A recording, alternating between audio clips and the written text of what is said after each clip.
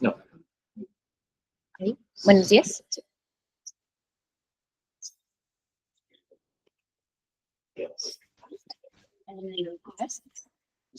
Listo.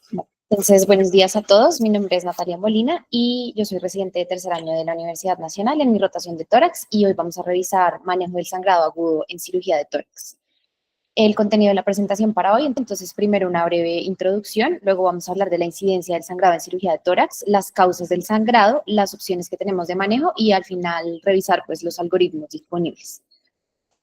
A modo de introducción, pues la primera serie de casos de cirugía de tórax video asistida o por toracoscopia fue en 1992 y desde ese momento, digamos que han aumentado las indicaciones para los procedimientos que se pueden realizar video asistidos, tanto para patología pulmonar benigna como maligna, y se ha inclinado hacia preferir abordajes mínimamente invasivos, especialmente por los resultados perioperatorios, principalmente de dolor, menor morbilidad y menor estancia hospitalaria. Sin embargo, digamos, una de las desventajas de la cirugía por toracoscopia, más para los cirujanos, es que requiere mayor curva de aprendizaje. Entonces, en el 2020 hicieron un estudio en centros especializados en cirugía de tórax y vieron que solamente el 35% de los procedimientos más o menos se hacían por toracoscopia, pues por cirugía de tórax video asistida. El sangrado intraoperatorio durante la cirugía de tórax es una de las preocupaciones de seguridad más importantes, especialmente para resecciones pulmonares mayores, por varias razones. Primero, pues porque está limitada la exposición, la visualización del campo quirúrgico. Segundo, porque los vasos pulmonares se caracterizan por ser vasos de alto flujo y paredes delgadas, que hace que cuando sucede una lesión vascular, pues sea difícil de controlar. Y precisamente también por esto, pues hay riesgo de que haya sangrado masivo que puede llevar a choque hemorrágico o incluso muerte. Y a pesar de que la tecnología ha avanzado y los equipos quirúrgicos para esta técnica han avanzado y pues recientemente hay muchas estrategias nuevas, el sangrado sigue siendo una causa común de morbilidad asociada a la cirugía de tórax y es de las principales causas de conversión a toracotomía. La incidencia del sangrado depende, pues, del estudio que uno revise, de la bibliografía, y depende, pues, de la población, de las características de la patología, que sea la razón por la cual se está haciendo la cirugía, y de la experiencia también del centro quirúrgico. Entonces, digamos que globalmente se ha reportado entre el 2.9 hasta el 8.3%. Traje 3 estudios que son como los más grandes. Este que es del 2016, que es de Estados Unidos, que se hizo en 600 hospitales de Estados Unidos y se incluyeron 8.500 casos. En esta serie de casos la incidencia fue del 9.2% y se evaluó con requerimiento de transfusión por sangrado intraoperatorio. Esta que es europea, que fue en 6 hospitales europeos, se incluyeron 3.000 casos de resecciones pulmonares por videotoracoscopia. De estos 3.000 casos, 88 pacientes presentaron sangrado intraoperatorio secundario a lesión vascular, que esto fue el 3% de los pacientes. Y pues algo que llama la atención en esta serie de casos es que de estos 88 pacientes, el 79% terminaron en conversión a toracotomía para el manejo de la lesión vascular. Y esta que es la otra corte grande, que es una corte italiana, que fue en 66 centros especializados en cirugía torácica entre el 2013 y el 2016 y evaluaron 1.679 pacientes. En estos, pues llama la atención que en la conversión a toracotomía fue mucho más bajita, fue del 2.6%. Y además ellos evaluaron el sangrado intraoperatorio con relación a los desenlaces posoperatorios. En este artículo que es más reciente evalúan tanto la incidencia de sangrado como la incidencia de convertir a toracotomía y vieron que en los centros con mayor experiencia la incidencia de convertir a toracotomía realmente podía ser pues baja, menor al 1%.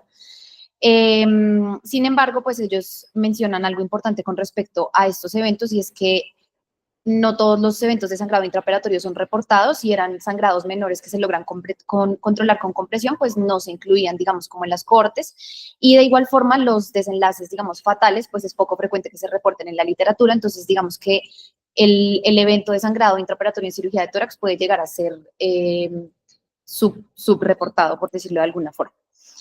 En cuanto a los desenlaces, entonces, especialmente en la corte italiana, pues que evaluaron el sangrado intraoperatorio con respecto a los desenlaces posoperatorios, entonces vieron que aumenta el tiempo de hospitalización y de igual forma aumenta el costo de la hospitalización y dependiendo de la severidad del caso, en casos extremos puede requerirse neumonectomía de urgencia para control del sangrado y cuando esto sucede, pues aumenta mucho la mortalidad perioperatoria.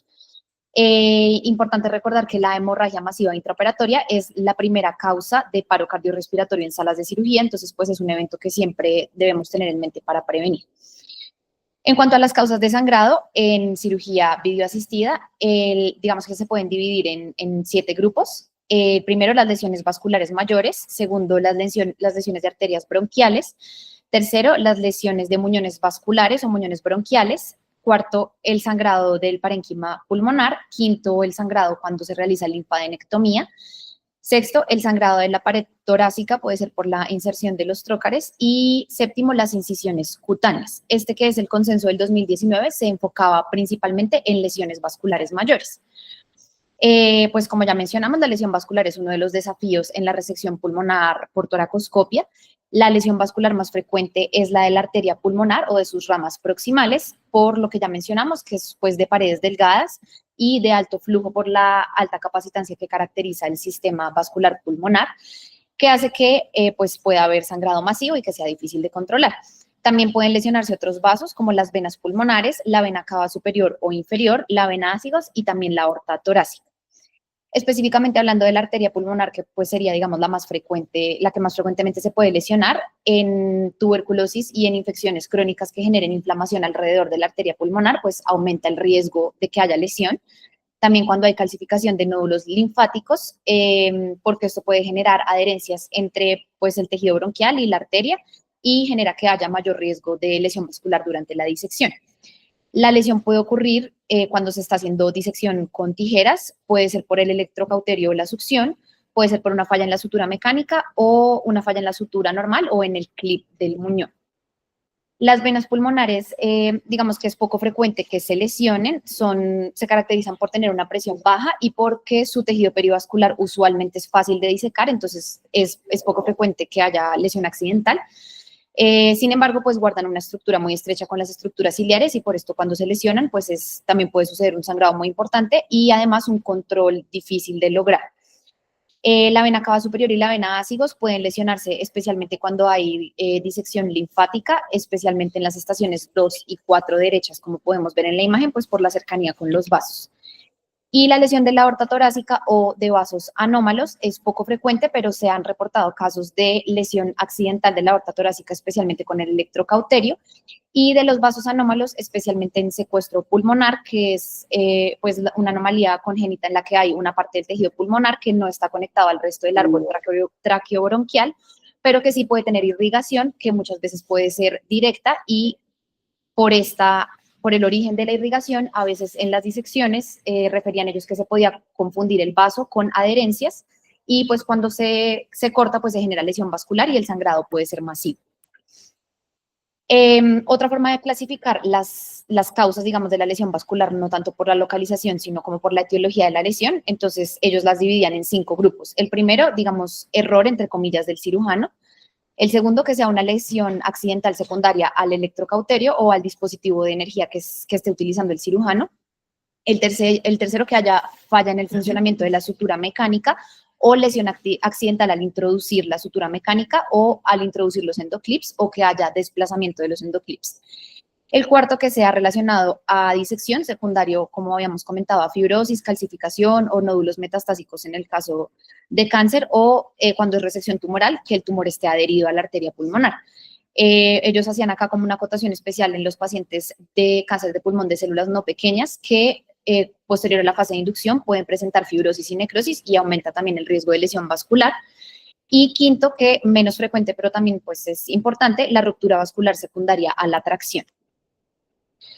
En cuanto a la severidad del sangrado, digamos que no hay una clasificación específica para la severidad del sangrado intraoperatorio, específicamente para cirugía de tórax, pero en este artículo lo dividen en 3 grupos, leve, moderado y severo, dependiendo de la localización, del flujo y de la posibilidad de control.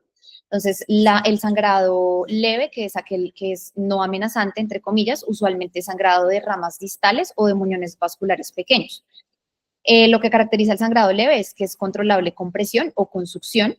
La compresión puede ser con gasas con solución salina tibia que activa la coagulación o también con agentes hemostáticos. El sangrado moderado es, entre comillas, aquel que es posiblemente amenazante, que usualmente son laceraciones o lesiones pequeñas en las ramas proximales de la arteria pulmonar o de las ramas ciliares. Importante acá que ellos refieren que siempre hay que tener en mente que el sangrado moderado puede llegar a ser un sangrado severo, un sangrado amenazante si no se logra un control rápido. Para este sangrado moderado, entonces hay varias estrategias que ya voy a mencionar más específico adelante, que es la compresión, que sería la principal, pero también técnicas específicas de control de sangrado, como los clips o la sutura directa, para evitar convertir a toracotomía emergente. Y el sangrado severo, que es aquel pues, que ya es amenazante, que generalmente es una ruptura, una lesión grande en la arteria pulmonar proximal o en las ramas iliares, que representa un riesgo vital inmediato para el paciente y que requiere conversión urgente y pues un abordaje multidisciplinario de todo el equipo quirúrgico. Pues acá para repasar, creo que ya mencioné la mayoría de factores de riesgo anatómicos, que es pues la baja presión, la gran capacitancia de los vasos pulmonares, las paredes delgadas, cuando los tumores son centrales porque pueden generar adherencias y dificultad en la disección de los vasos, y en los pacientes con cáncer la inducción neoadyuvante que genera fibrosis y también dificultad en la disección y mayor riesgo de lesión vascular. Para pasar ya, pues, entonces al manejo, digamos que lo primero que dicen en el artículo de sangrado en toracoscopia es que el mejor manejo del sangrado es aquel que se puede prevenir. Entonces, ellos hablan que en la cirugía de alto riesgo de sangrado, digamos, tenemos dos pilares, que serían la prevención y la preparación. En la parte de la prevención, entonces, ellos ponen principalmente dos ítems, la educación y las tecnologías. Entonces, dentro de la educación está básicamente la simulación y la curva de aprendizaje pues del cirujano, y dentro de las tecnologías pues están los avances tecnológicos que han sucedido en los últimos años, que permiten la mejor visualización, la mejor disección, y también la tecnología en cuanto a los materiales hemostáticos que se pueden utilizar para el control del sangrado. En cuanto a la preparación, entonces hay varios ítems. Primero, una revisión muy juiciosa de las imágenes para el planeamiento quirúrgico. Entonces, ellos recomiendan hacer reconstrucción en 3D o imágenes con contraste para evaluar de forma muy precisa la vasculatura de la cirugía, de la resección que se va a hacer o del tumor, para evaluar la relación del tumor con los vasos y estar preparado pues, para poder lograr una disección adecuada. Segundo, tener listo el material para la toracotomía, que ya voy a mostrar una imagen en la siguiente diapositiva. Y tercero, el debriefing preoperatorio, que pues es tener claro qué se va a hacer en caso de que suceda una lesión vascular, tanto el cirujano como la enfermera, la circulante, el anestesiólogo. Y decían que también era muy importante, por ejemplo, el ayudante del cirujano, pues que sepa qué hacer en caso de que se obstruya, pues que no se vea con la cámara por el sangrado, pues como que todo el mundo tenga muy claros sus papeles en caso de que suceda un sangrado intraoperatorio.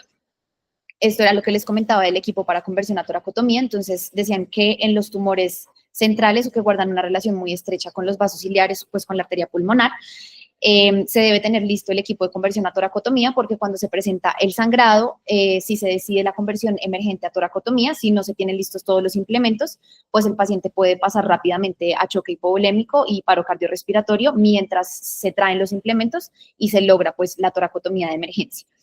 Y otra de las estrategias que mencionan ellos es, si ya se conoce pues que hay un alto riesgo de lesión vascular, hacer un control proximal anticipado con Bessel Loop, que es básicamente como hacer un torniquete y dejarlo listo para que en caso de que haya lesión vascular, pues se pueda como ajustar el torniquete y hacer un control proximal del sangrado que permita reparar el vaso de forma más oportuna. En cuanto a las técnicas para el control del sangrado, ya he mencionado algunas. Se pueden, digamos, agrupar en estos 5 ítems, que es la compresión directa, que va a ser la que se va a hacer de primeras, los hemostáticos, sellantes y parches, la sutura directa, los endoclips y las ligaduras, y pues nunca olvidar la conversión a la toracotomía. Entonces, la compresión directa siempre va a ser el primer paso. En todos los artículos dice el primer paso siempre pues es mantener la calma y utilizar compresión directa. Hacen como la acotación de que es similar a la cirugía abierta, que lo primero pues es hacer presión. La compresión directa se puede hacer con gasas, como había mencionado, con solución salina tibia. Se puede hacer con el tejido adyacente o con la succión, que es la maniobra succión-compresión. Para que la compresión sea efectiva, se recomienda que sea 5 minutos de compresión hasta que se logre el control del sangrado. Y lo que ellos recomiendan es que al primero o al segundo minuto se levante la compresión pues, de forma pausada para revisar la extensión de la herida. Siempre en cada paso que se hace para el control de sangrado, se debe estar como evaluando si vamos a requerir convertir a toracotomía de emergencia, pero algo que dicen ellos que es muy importante es que siempre se debe hacer un control parcial con presión, porque si se ve que es un sangrado masivo y no se intenta realizar un control parcial, incluso mientras, digamos, se alista el instrumental y se logra realizar la toracotomía y separar las costillas, puede el paciente entrar en choque hipovolémico y en paro cardiorrespiratorio. Los hemostáticos son muy buenos para el cierre temporal de lesiones vasculares de hasta 6 milímetros. Usualmente recomiendan aplicarlos posterior a la compresión inicial y, pues, cuando resuelve con la compresión, aplicar el hemostático para evitar que haya reapertura de la lesión. Desventajas, digamos que cuando es pues por toracoscopia, especialmente cuando el abordaje es por un solo puerto, puede ser difícil la aplicación de estos hemostáticos, pero pues siempre hay que tenerlos en cuenta porque es el segundo paso después de la compresión. Los endoclips y la ligadura son útiles para lesiones de las ramas de la pulmonar que no sean proximales. Va a depender del tipo de lesión, del tamaño del vaso y puede ser pues endoclips o puede ser ligadura de seda tradicional. La sutura directa, que sería pues ya el siguiente paso si no se logra controlar el sangrado con las técnicas previas, pues está la técnica SCAT, que básicamente es compresión, aspiración y sutura. Entonces se comprime pues con la succión, haciendo compresión y succión al tiempo. Succión para liberar el campo quirúrgico y sutura para que el cirujano pueda hacer una correcta sutura del vaso culpable del sangrado. Cuando ya se está en este paso de la sutura, si se ve que no es viable, siempre se debe considerar la conversión a toracotomía. Entonces, pues acá en los artículos hay como unos ítems muy precisos que uno debe tener en mente para ir pensando en qué momento debemos de pronto hacer la sugerencia de convertir a una toracotomía emergente. Pues ellos dicen que es muy importante recordar que esta conversión a toracotomía no debe considerarse como una técnica quirúrgica fallida, sino siempre tenerlo en mente, pues que puede ser necesario para el control del sangrado. Entonces, dentro de estas indicaciones están las lesiones grandes que generen sangrado masivo y que no permitan una visualización adecuada de la etiología pues, de la lesión, que la lesión se extienda con los intentos iniciales de reparo, que haya inestabilidad hemodinámica o hipovolemia severa, la falta de experiencia del equipo quirúrgico, y en esto ellos también incluyen no solamente, digamos, la falta de experiencia o de pronto de procedimientos del cirujano, sino también la disponibilidad del material, es decir, que no haya hemoclips o que no haya hemostáticos que se puedan aplicar a la lesión vascular. Y también decían ellos, en procedimientos de larga duración, por ejemplo, cirugía robótica, pues es importante también el agotamiento del cirujano como uno de los factores a considerar para convertir a toracotomía emergente. Entonces, pues ya más para nosotros, ¿qué hacer en caso de hemorragia masiva? Entonces, en este artículo que es de este año, decían que realmente no hay una definición universal de hemorragia masiva. Ellos encontraron hasta 15 definiciones diferentes en la literatura que revisaron. Estas 5 son como las más importantes: una pérdida de la volemia en 24 horas, pérdida de más del 50% del volumen sanguíneo en menos de 3 horas, un sangrado que exceda los 150 mililitros por minuto, o, dependiendo del requerimiento transfusional, más de 10 unidades en 24 horas, más de 6 en 6 horas o más de 5 en 4 horas. Y las que más recomiendan ellos, que es un enfoque clínico, un choque hipovolémico, una presión arterial sistólica menor a 90 o taquicardia, frecuencia cardíaca mayor a 110. Sin embargo, pues es difícil, especialmente en el intraoperatorio, que un sangrado como que encaje en alguna de estas definiciones. Entonces, ellos dicen que puede presentarse sangrado masivo que amenace la vida del paciente sin que entre pues en alguna de estas definiciones estándar, y especialmente en cirugía de tórax, pues esto se asocia con una mortalidad muy alta. Entonces, en cuanto a las medidas generales para el sangrado, pues lo que ya mencioné, mantener la calma y una muy buena comunicación con el cirujano para saber de todas estas estrategias que acabamos de mencionar, digamos, en qué paso va el cirujano o qué paso está considerando realizar pues en los siguientes minutos. Siempre priorizar un adecuado acceso intravenoso de buen calibre. Entonces, pues recordar que se debe priorizar el acceso venoso de buen calibre para lograr la transfusión y la reanimación que se vaya a hacer, por encima de la monitorización arterial si no la tenemos y por encima del acceso venoso central. El adecuado posicionamiento del paciente para mejorar la precarga, y cuando hay disección de tejido linfático y se generan lesiones en la vena cava superior, pues se van a preferir los accesos venosos subdiafragmáticos. Y en cuanto a la transfusión masiva, entonces digamos que la evidencia que hay más para estos procedimientos es más extrapolada del trauma de tórax. Entonces, extrapolada del trauma, las medidas intraoperatorias cuando hay choque hipovolémico, entonces cuando sucede inmediatamente la lesión, pues es hipotensión permisiva hasta que se logre controlar el foco del sangrado con una meta de presión arterial sistólica entre 60 y 70. evitar la triada letal, que en los últimos artículos ya hablan más de diamante letal e incluyen la hipocalcemia, y restringir la administración de cristaloides para evitar la hemodilución y la coagulopatía pues dilucional.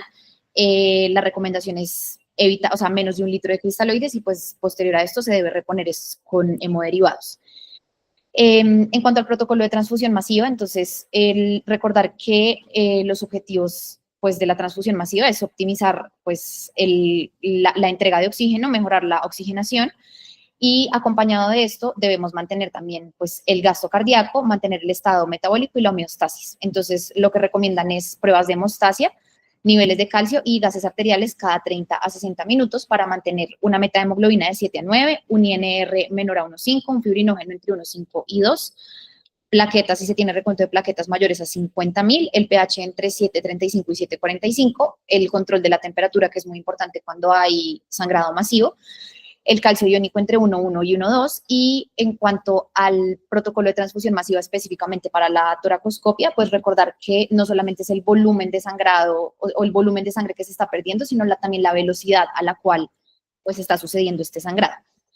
En cuanto a los antifibrinolíticos, esta es una revisión sistemática del año pasado que incluyó 5 estudios, 307 pacientes, y no era específicamente para sangrado intraoperatorio, pero sí vieron que el uso de antifibrinolíticos en cirugía de tórax, especialmente en resección pulmonar y decorticación, disminuye el sangrado en el posoperatorio en las primeras 24 a 48 horas sin aumentar el riesgo de eventos tromboembólicos. Entonces, pues sí se recomienda, y en caso de que haya sangrado intraoperatorio masivo, como se extrapola desde el trauma, entonces la recomendación es 1 gramo en 10 minutos y continuar la infusión 1 gramo en las siguientes 8 horas.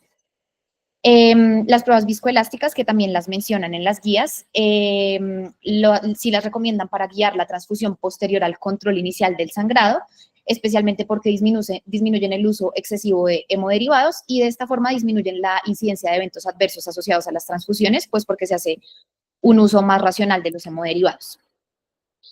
Ya para finalizar, para revisar entonces los algoritmos, que es un artículo del 2019, evaluó entre el 2012 y el 2018 los pacientes que presentaban lesión vascular.